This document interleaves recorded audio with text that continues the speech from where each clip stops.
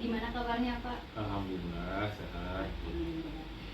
Baik Pak, di sini saya ingin mewawancarai Bapak. Adapun tujuan wawancara ini untuk memenuhi tugas demonstrasi kontekstual saya sekaligus berbagi pengalaman sebagai Bapak pemimpin di salah satu SD di Kota Batam. Ini terkait pengambilan keputusan berbasis nilai-nilai kebajikan sebagai pemimpin ataupun yang mungkin selama ini pernah dirasakan Bapak, yaitu mengambil suatu keputusan di mana keputusan tersebut diberikan pilihan dan pilihan tersebut adalah pilihan yang sama-sama benar ataupun dikatakan dengan dilema etika. Kemudian yang kedua adalah tentang bujukan moral, di mana bujukan moral ini adalah keputusan yang diberikan atau diambil, tetapi salah satunya itu adalah yang benar dan ada yang salah seperti itu. Baik, untuk pertanyaan pertama Pak, selama ini bagaimana Bapak dapat mengidentifikasi kasus-kasus yang merupakan dilema etika atau bujukan moral?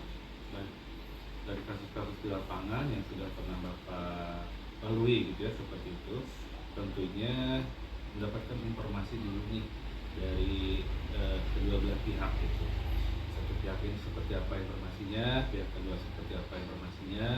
Lalu setelah itu Bapak menggodok gitu ya, seperti apa. Nah dari situ barulah kita mengambil keputusan yang mana nanti keputusannya itu mudah-mudahan menjadi yang terbaik. Setelah nanti dari keputusan itu nanti dampaknya juga seperti apa. Jadi bukan keputusan tok di situ saja, enggak, tapi nanti dampak dari itu seperti apa. Jadi ada lagi bisa tindak lanjut itu. Kalau misalkan bagus ya alhamdulillah, tapi kalau enggak mungkin kedepannya seperti apa. Berarti menanyakan dulu ya Pak ya, informasinya seperti apa, benar. Gitu ya. Bukan secara sepihak saja. Betul, berarti ya Pak ya. Ya. Baik, untuk pertanyaan kedua, selama ini bagaimana Bapak menjalankan pengambilan keputusan di sekolah Bapak, terutama untuk kasus-kasus di mana ada dua kepentingan yang sama-sama benar atau sama-sama mengandung nilai kebajikan? Ya. Nah itu tadi intinya Bapak di sini tetap mengambil informasi kedua-duanya dulu. Diambil yang satu informasi seperti apa, nilai kebajikannya, nilai baiknya apa, yang ini juga sama Bapak ambil. Nah, setelah itu nanti kita cross check nih yang mana yang lebih nanti dominan bisa diambil keputusan itu. Setelah misalkan ini sudah bagus, memang tadi ada nilai kebajikannya juga lebih matang, tentu itulah yang akan kita pakai. Mungkin masuk ke pertanyaan ketiga ya Pak. Langkah-langkah atau prosedur seperti apa yang biasa Bapak lakukan selama ini? Ya. Ketika pengambilan keputusan dilakukan, tentunya mengambil salah satu daripada kedua belah pihak itu dulu. Yang pertama, misalkan si A, kita tanyakan informasi seperti apa, kejelasannya seperti apa, lalu nanti Bapak bisa mereview nih kira-kira apa yang terbaik. Lalu ya kedua juga yang dari si B, dari sisi si B-nya. Si B-nya sama, tetap Bapak ambil, Bapak tanyain seperti apa, informasinya seperti apa, nanti direview dan untuk kedepannya kira-kira seperti apa juga untuk langkahnya ini. Lalu kita gabungkan kira-kira supaya tidak terjadi kontak yang nggak bagus antara A dan ini gitu ya. Tetap kita memutuskan dengan hasil yang nantinya tentunya memberikan yang maksimal terhadap keduanya, jangan sampai tadi memberatkan salah satu pihak. Walaupun misalkan di situ nanti terjadi sesuatu, mungkin di saat itu seseorang merasa tidak ini, tapi di lain pihak nanti keputusan ini akan bertahap dalam arti itu keputusan ini bagus, alhamdulillah. Tapi kalau memang tidak, nanti di berikutnya ada lagi keputusan bahwa oh iya, setelah kita telah kita evaluasi, kita refleksikan, kita ambil keputusan yang baru yang betul-betul nanti bisa keduanya bisa secara lambat laun mereka bisa menerima. Berarti intinya mendudukkan kedua belah pihak ya Pak ya, biar tidak ada miskomunikasi. Betul. Seperti itu. Oke, untuk pertanyaan yang keempat, hal-hal apa saja yang selama ini Bapak anggap efektif dalam pengambilan keputusan pada kasus-kasus dilema etika? Ya. Tetap pada dasarnya Bapak panggil orangnya. Kita bukan wawancara ya, mungkin semacam meminta informasi. Setelah siap dapat dari si A, nanti ada situ si B, dan juga sama seperti itu langkah pertama. Langkah kedua, ada Bapak juga mengambil, kedua-duanya kita sandikan, tetapi tentu dengan mendalami etika itu ya, etikanya bagaimana mereka melakukan pendapat sehingga satu sama lainnya tidak terjadi emosi di antara kedua belah pihak. Nah, dari situlah baru nanti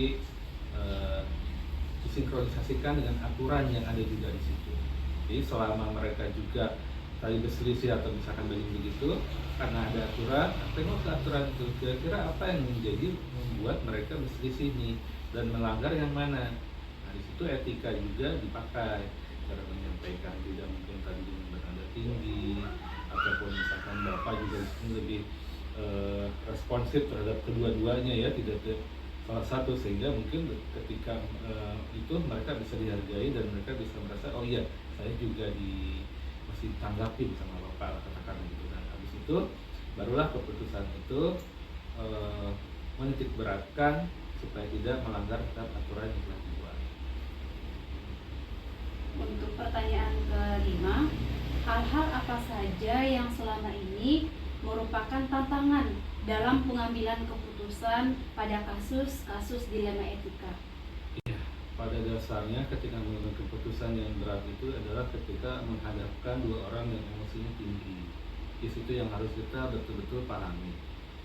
Kita katakan sekarang kita tempuh jalan keputusan itu, Bapak harus mikir-mikir dulu kondisi sikonnya, situasi kondisinya. Jadi kalau misalkan yang satu emosinya luar biasa ya kita walau bagaimanapun tetap itu tidak akan bisa terjadi.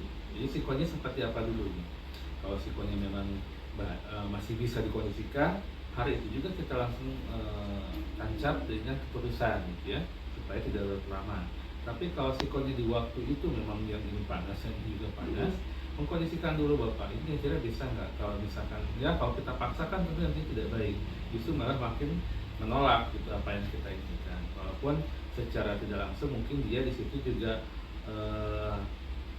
etikanya di situ juga keluar gitu ya, tidak mengindahkan etika gitu ya. Nah itu yang harus kita jaga juga. Jadi lebih ke kesabaran, lebih menjaga situasi dan kondisi dan pengambilan keputusan yang berpihak kepada dua-duanya.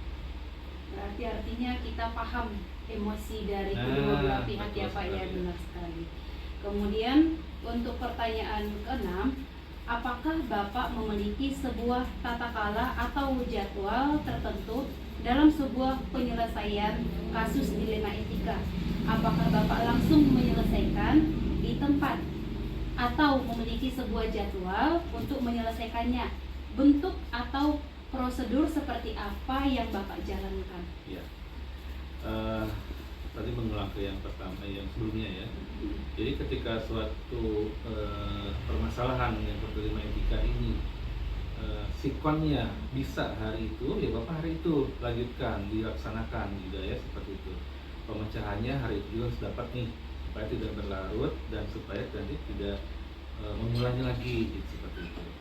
Tapi kalau yang kedua adalah sikon kedua tadi, ketika kita mengambil keputusan, dilihatlah di antara dua belah pihak ini dengan karakter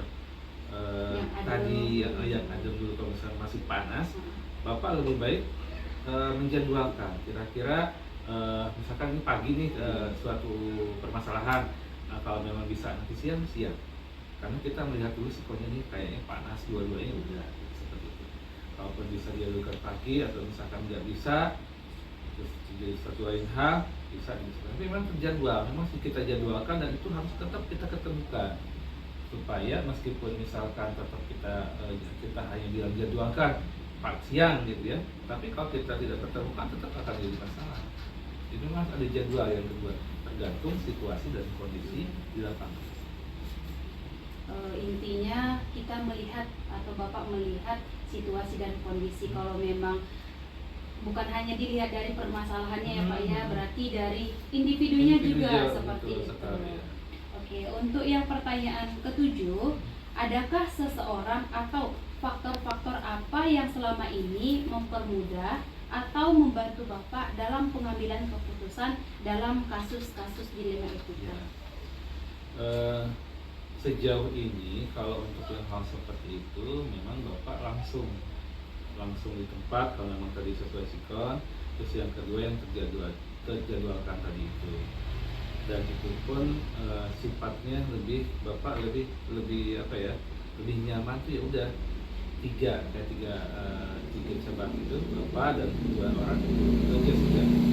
Tapi seandainya di luar misalkan yang ini kayak udah kemelut nih gitu ya, nanti di situ biasanya Bapak akan mengambil salah satu orang untuk teman sharing. Ini misalkan seperti ini nih, tapi kan berarti keputusan itu udah bisa hari itu dong, berarti setelahnya katakan. Nah itu akan Bapak jadikan sharing bahwa oh iya ada mungkin masukan sedikit dari orang yang Bapak percaya, katakan mungkin, atau orang yang dituakan di dalam satu instansi tersebut, tetap kita ambil itu, tapi bukan sebagai dia penentu, enggak, sebagai untuk apa namanya, pengambil keputusan itu sebagai apa yang namanya? Bukan penengah, apa sih namanya? Informasi seperti apa dari dapat. Nah, itulah yang bisa Bapak godok juga. Oh, ini mungkin agak lebih baik lagi. Meskipun Bapak tadi nyamannya memang bertiga, sudah gitu. Cuman ini kalau misalkan ada lagi hal-hal yang agak rumit lah gitu, itu Bapak biasanya coba melihat kepada seseorang yang Bapak memang percayain.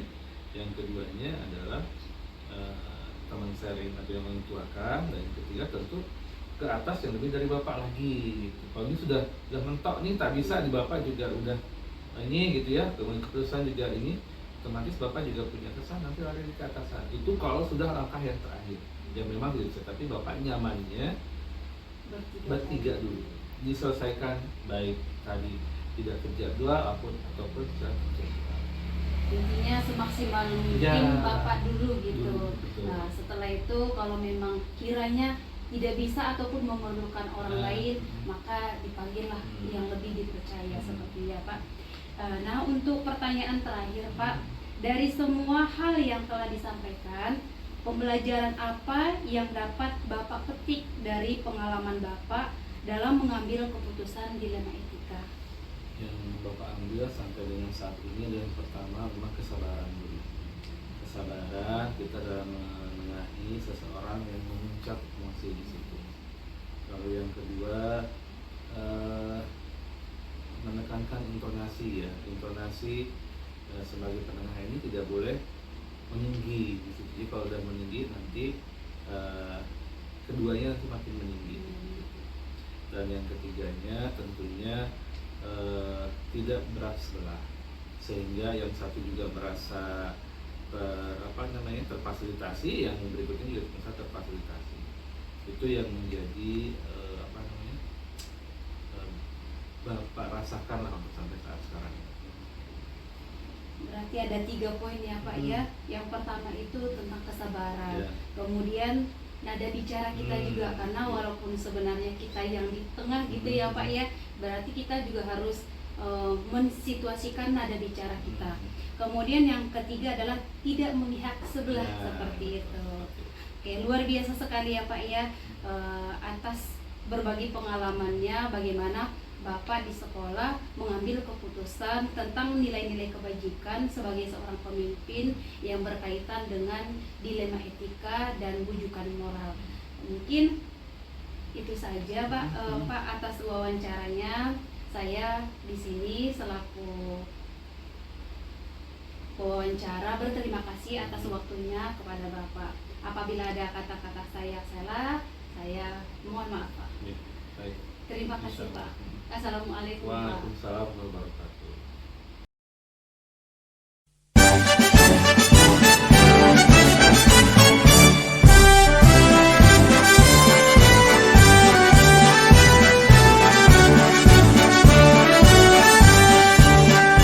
Bulatkan tekad, kuatkan hati, negeri ini memanggilmu kawan. Belajar Belajar bergerak berbagi untuk negeri, guru penggerak majukan pendidikan. Guru penggerak menghamba pada murid, kreatif rancang pembelajaran. Hargai potensi, tingkatkan prestasi, lahirkan profil pelajar Pancasila. Belajar bergerak berbagi untuk negeri, kita menjalin kolaborasi. Belajar bergerak berbagi untuk negeri, demi bakti pada Ibu Pertiwi.